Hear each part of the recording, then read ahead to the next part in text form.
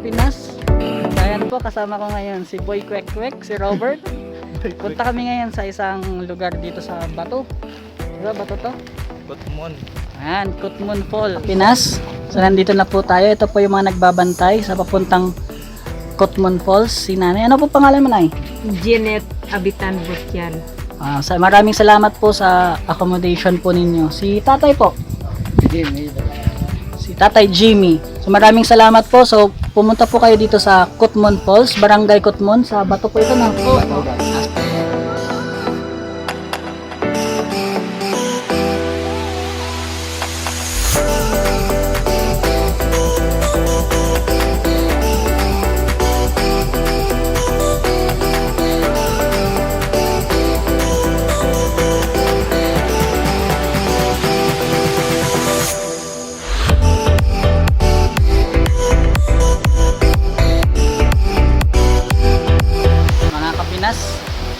Nandito na po tayo ngayon sa COTMON Falls. Ayan po siya. Kung makikita nyo po, maliit lang naman po siya na falls, pero dalawa. Ngayon ang kasama ko, kumakaway-kaway pa yan.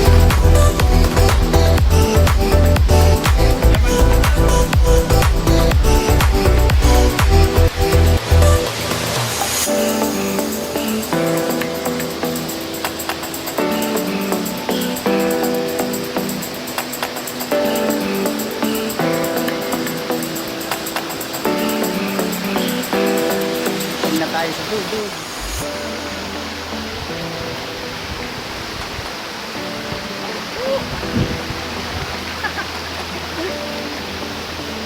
Kami lang naman lang dito, kaya okay lang magkaroon ng epic. Ayan siya, oh. Excited na yan. Ayan, so titingnan natin kung gaano kalalim. Pero trinay na kanina ni Robert.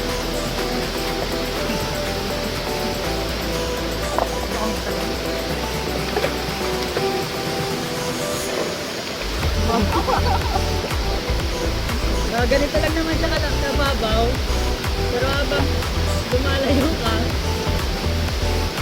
mas lalong lalalim yan.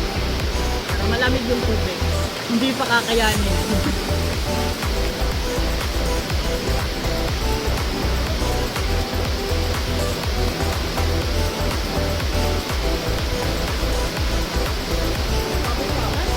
Babawan kaya Mark.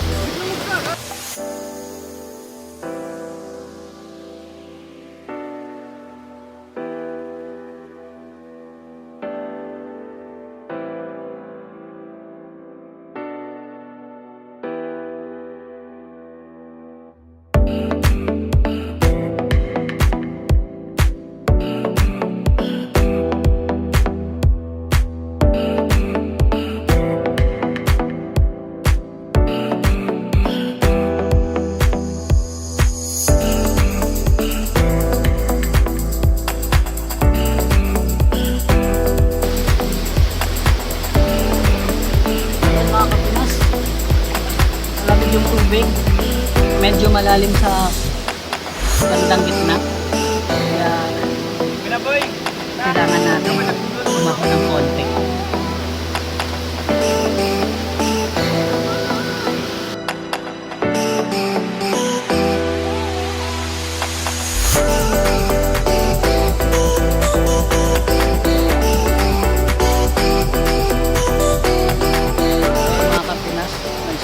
Kami ngayon pa lang.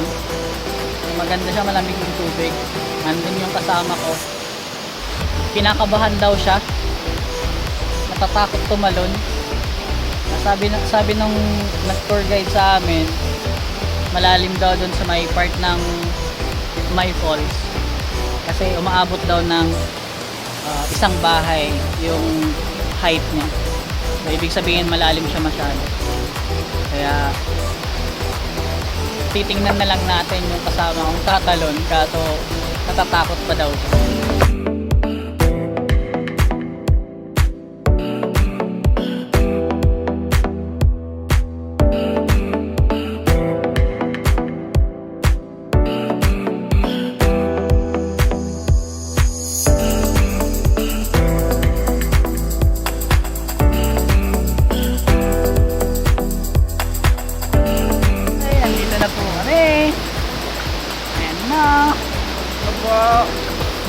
Maya maya alis na din kami. Uy, lumalalim. Ayan, dito kami ngayon sa ilalim ng tubig. Malamig yung tubig, pero maganda. Enjoy. Solo namin ngayon yung falls kasi tatlo lang kami. Ako, si Robert, tsaka yung isang tour guide namin. Sobrang lamig ng tubig dito.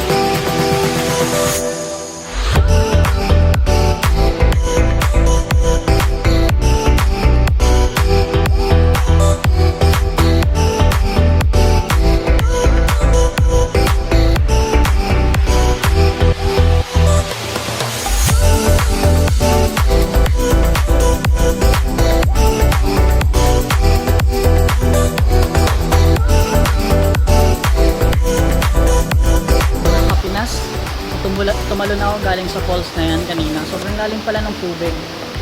Kaya hindi ko na-expect ganun kalalim. Hindi ko man lang naabot yung lupa sa ilalim ng falls na yan. So kung gusto nyo pong pumunta dito sa falls na to, dito to sa Bato, Camarines Sur, Barangay COTMON.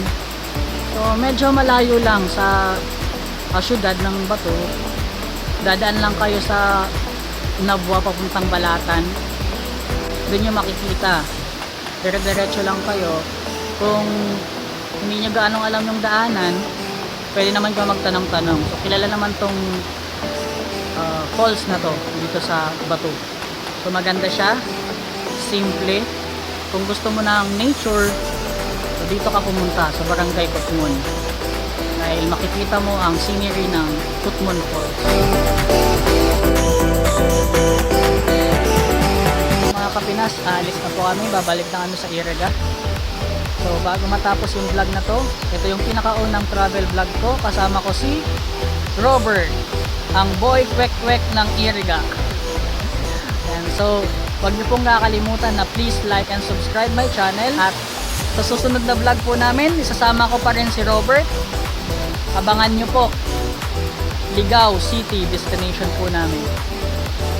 So paalam muna ngayon. Zeniff's World, huwag kakalimutan.